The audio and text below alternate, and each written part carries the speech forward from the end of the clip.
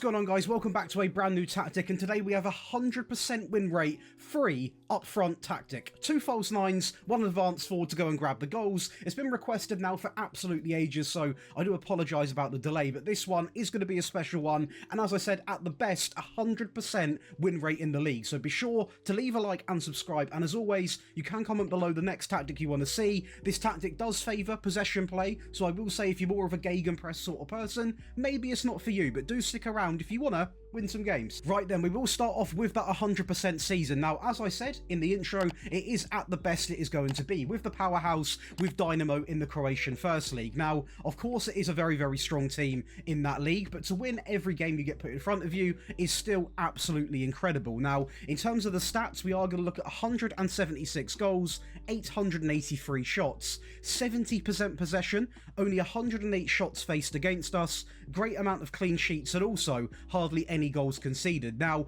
with this tactic, generally, you're not going to go and score this amount of goals, but in leagues like this, or maybe you've built up a team over a decade or so, and you've got some world-class players, you can also extract a lot of goals from this tactic. And I mean, it's not that we just won, I'll show you the other stuff shortly, but if we do go and look at the data hub, we can go and see 4.89 goals a game, only 0.39 conceded, a great pass completion, and getting on for 25 shots a game.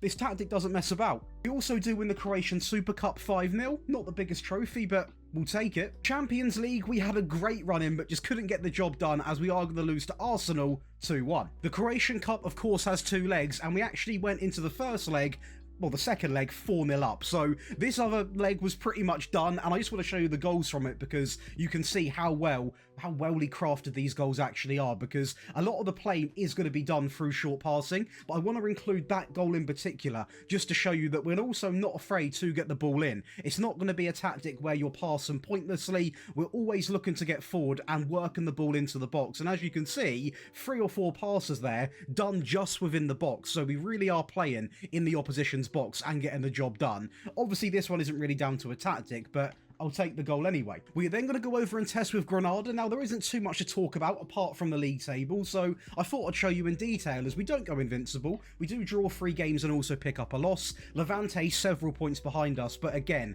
winning 38 of these games, and I'm not being funny, we have had some thumpings in this league. I mean, a 6-1, a 6-0, a 7-2. Now, this tactic does concede the odd goal here or there. That is no secret. We saw it even with a team like Dynamo. You are going to concede goals here or there, but you will always go out and outscore, and that is because although we play this very, very attractive sort of control and style football, quite narrow system, you do have over, you know, getting on for 20 shots a game. So I mean, you can't really complain. You will go and grab your goals, and I mean, even with a team like Granada in the Spanish second division, we are going to match the 170 goals. Now, this wasn't to be expected. I literally said about 2 minutes ago that you won't keep doing this, and in these leagues we clearly are able to do it. Now, we are going to make sure we include a Premier League team as well, because then we can see what it really does at the hardest level of football. But we do manage in this league over 900 shots, 67% possession, but I guess the weakness with Granada is their defensive side, as we are going to drop down to second behind Tenerife when it comes to the fewest conceded, and joint second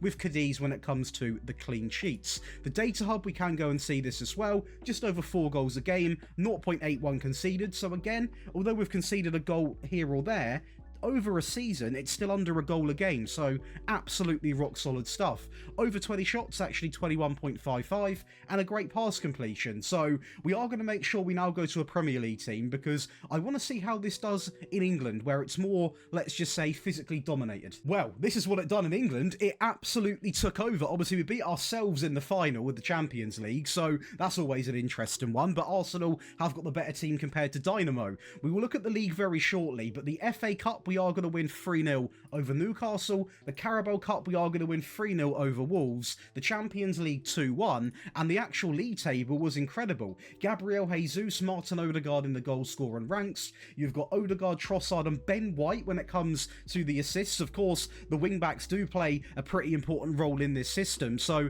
nice to see Ben White up there, but the question is, let's go to the stats first. We are going to maintain a good amount of goals actually, 122, so a bit of a drop off. off, but we are playing, obviously, in the Premier League, and there's also less games compared to the Spanish League, or the second league, should I say. But we are still going to keep a great possession record, a good amount of shots, incredibly solid at the back, and the data hub, I imagine, is still looking very, very nice. 3.21 goals a game, 0.68 conceded, a great pass completion.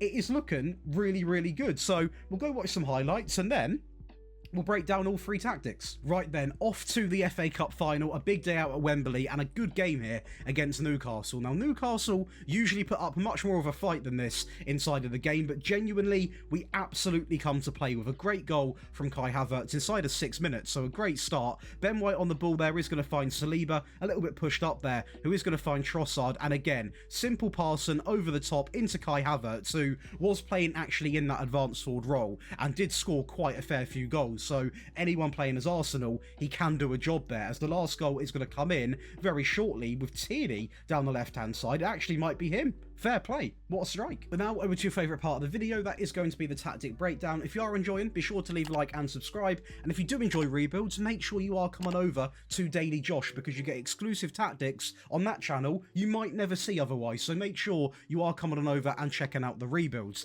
But to make this tactic, all you want to do is simply scroll down, create your own style, and load in a 4-3-3. Now don't worry, it does change quite a fair bit. So it's not going to be your bog standard 4-3-3. Of course, we are going a little bit sort of more false nine base today. So the big thing you want to do is go down to the bottom left and go from balanced and change to positive, because when you play these false nine roles, especially two of them, you can run into the issue of not having enough attack and performance, essentially.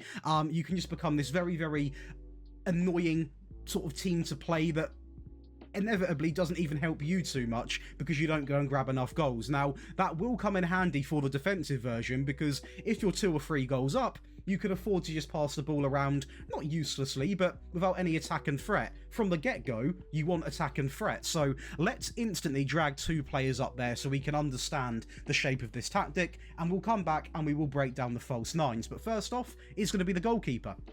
He is simply going to come in on the default. Again, he doesn't really need to do anything special in today's video. A lot of the actual work that's gone into getting this to work is making sure them false nines have an opportunity to, well, false nine, do what they've got to do. When it comes to the back line, we are going to operate with 2 wing backs, and both of them are simply going to be set both on the default, both on attack. Now, if you're asking why they're on the default, because I don't really need them to do anything crazy. I'll be honest, they don't need to do anything too crazy. They need to just be in the team, get the job done, and it is as simple as that. Get forward, get some crosses in, and that is literally all they need to do. So we are going to keep it very, very, very simple. When it comes to the actual centre-backs, we are also going to keep it quite simple. We are going to play with 2 ball-playing defenders, and once again, the same reason. They're going to do exactly what I want them to do anyway, take more passing risks and also hold the position. I don't need them to do anything else, so we're not going to add instructions purely for the sake of it. So we are keeping it a very, very, very basic but well-performing backline, which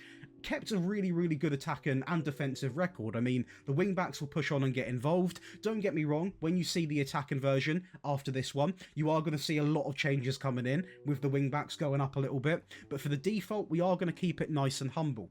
Going up to the midfield, we are going to use a DM who is simply going to come in on defend. And he will have some instructions, because by default, he has absolutely nothing. And he is going to be told to close down more and also tackle harder. I will say it again for people that still haven't clocked on yet. To get the close down more instruction, clean slate your team instructions, because otherwise it simply will not appear, and basically you won't be able to go from this one to this one. So make sure you have clean slated it, and then you can close down more. Going over to the left hand side, we are going to use a central midfield player who is simply going to be set to automatic, and again he is going to have instructions, because by default he has literally none. So, he's going to be told to shoot less, roam from the position, moving into the channels, closing down more, and also tackling harder. So what we got from this guy is a very aggressive player out of possession, closing down, putting challenges in, getting into different pockets of space. When he's on the ball, really, really forward thinking. Roman, as I said, moving into channels, really creating chances, and it just really works well, because we've got the security from the DM, we've got the centre midfield there who's allowed to do a little bit of both, and next to him, that sort of allowed us to actually deploy a Mazzala. And I will say, this is actually quite needed, because when you have 2 false nines in the system, as I said, you can run into that sort of issue of not creating enough. So having this Mazzala in the team, who is, by the way, on close down and also tackle harder, is really, really essential because it just adds that other creative spark. I do want to quickly say, at this part of the video, if you are interested in getting all of these wonderful perks, you can come over and check out the Patreon. There is currently 20% off and also just about enough time to get into this month's giveaway. So make sure you come on over, you get all of my tactics, all of my rebuild files, one-on-one tactical help, as I said, access to big monthly giveaways, and also every video's ad-free over there. So really, really tons of perks. Make sure you go and check it out. But when it comes to this front three, what we've done is, as you probably expect in a front three, we have gone with the false nines on either side. So on the right-hand side and also the left-hand side. And these players are going to share the same instructions, roam and also stay wider. Now, the reason why they're on stay wider is because essentially what I'm trying to do here is replicate a wide 4-3-3, but with using the role of a false 9. Now, this is pretty simple. This is when the team has the ball, these players are, both of them, I can't click to at one time, but they are both going to be positioned pretty much out here. So, for example, when the central midfield player has the ball, this player will always be an option out here. When the Mazzala has the ball, this player will always be out here. The wing-back, when he has the ball, he will even be an option down the line. So just having them on stay wider is absolutely incredible. It doesn't mean they can't come centrally, because when they've got the ball, for example, there is no instruction to tell him to run wide, so he will naturally drift inside. So you are still going to have your false 9 sort of setup, but when they don't have the ball, I want them wide so they are a good passing option, because sometimes it does get almost too narrow up there. So very, very important. And lastly, we are going to finish off with a default advance forward. Now, team instructions, we're going to jump in right away with overlap left, overlap right, play out from the back, work ball into the box. Pretty simple stuff. Again, this is definitely more of a possession, controlling, take your time tactic, which is why that is going to be selected. We're going to dribble less and be more expressive. So again, focus on shorter passing, literally, as you can see right here, with that slightly higher tempo. And you now get this mix of just being sensible on the ball, obviously taking your time, working the ball into the box, but that be more expressive does mean we're going to rev up the players enough so they do actually go and try and create more chances. They have that creative freedom. In transition, we're going to counter press, distribute quickly, play to the centre backs and roll the ball out. And lastly, out of possession, we are going to go with the high press and simply the much higher defensive line. Again, this is really good for a 4-3-3. You push the team up as far as you can get it. Really, really broken in this year's game as well, so make sure you are exploiting that. The trigger press is going to go all the way up, prevent short goalkeeper distribution, get stuck in and simply step up more. Now, it is incredibly important today you do actually go over and get the attack inversion, because sometimes you need that extra boost and that extra sort of couple of things to go and grab your goals. So let's go and talk about it. The goalkeeper remains the same. The ball players are both now going to be on dribble more and also tackle harder. The wing backs do remain the same because we sort of made the changes actually with the ball players. The DLP comes in instead of the DM on close down and also tackle harder. The CM is now on automatic but has a few more instructions, so take more risks, dribble more, get forwards, roam, move into the channels, close down and also tackle harder. The Mazzala does remain the same, and the front three also does remain completely unchanged because that part of the tactic can't really be changed. We've also gone up to attacking when it comes to mentality. We're still overlapping left, right, playing out from the back. We're still going to work the ball into the box because although we're going to go more attacking, I don't want to change the reason why we made this tactic in the first place. We made it to be more of a get into the box sort of tactic, and we're not going to change that. What we do change is not the passing, but the tempo goes all the way up. This remains the same because, again, it's part of the tactic. In transition, we're going to counter. We're also going to distribute quickly and play across the back line while rolling the ball out. I personally haven't gone with counter because, again, I think it takes away from the idea of the tactic. But if you do want to go and get more goals, you're not really fussed about possession, just to show you, you would have a lot of people go forward. So that is completely up to you.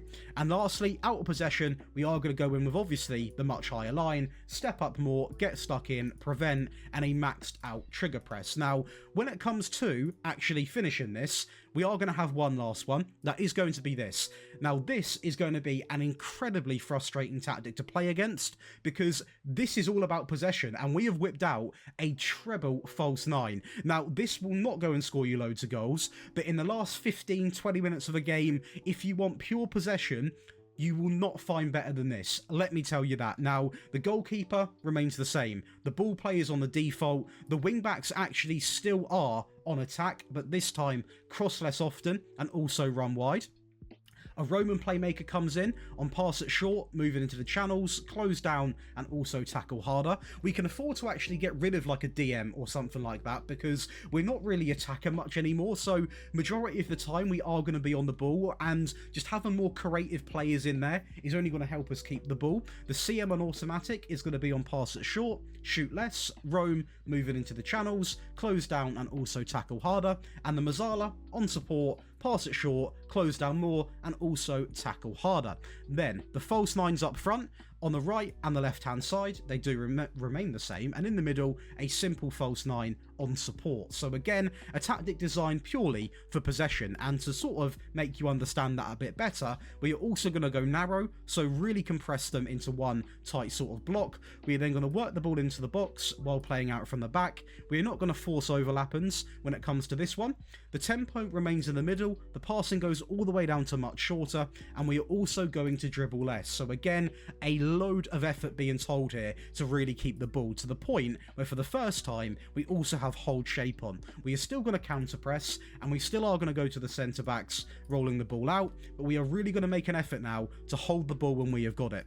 And to do that, naturally we are going to drop the line a little bit more, so we're not as risky and go with the higher. But when it comes to the rest of it, I still want to be this aggressive team, so all of this good stuff does remain exactly the same as the previous variant, and that is going to give you, boys and girls, 3 versions of the 4-3-3 F9, attack, defensive, and also balanced. Again, for anyone confused, this one is what I play majority of the games with. If I need a goal, pretty common sense, but I will explain. You go to the attacker. If you need to defend, you go to the defend. But there are other alternatives. If you are playing as a powerhouse, you can go into most of the games with the attacking version, just as if you're playing as a really weak team and you want to be more safe, you can also go in like this. So that is how you use these, and make sure you get all 3, because there is not one test where I don't use all 3. All 3 get used at some point, otherwise they won't be made. Simple as that. But hopefully you have enjoyed. Be sure to leave a like and subscribe, and I'll see you in the next one.